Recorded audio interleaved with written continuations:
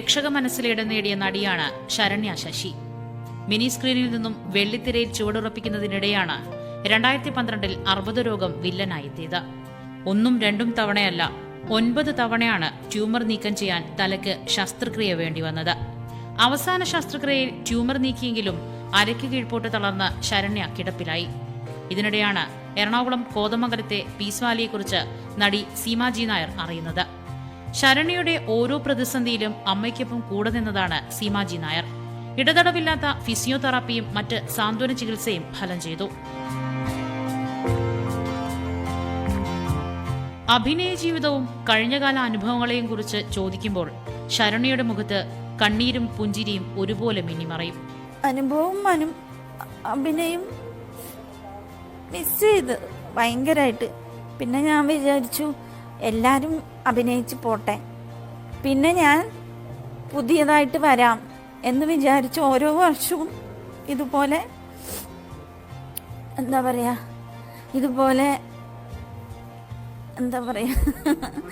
ഞാൻ ആൾക്കാരെ പോലും തിരിച്ചറിയില്ല. എൻ്റെ അമ്മയല്ലാണ്ട് എനിക്ക് ആരെയും അറിയില്ല.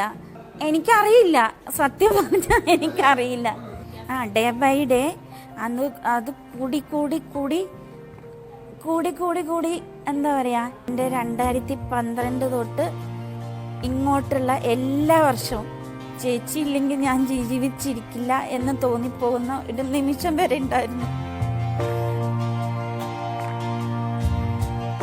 ചിലപ്പോൾ ദൈവനിശ്ചയമായിരിക്കാം ശരണ്യയുടെ കൂടെ ഞാനിങ്ങനെ നിൽക്കണം എന്നുള്ളത്. ശരിക്കും എനിക്ക് 2 മക്കളെന്ന് വേണമെങ്കിൽ പറയാം. അപ്പൂനെ പോലെ തന്നെയാണ് ശരണ്യയും എനിക്ക്.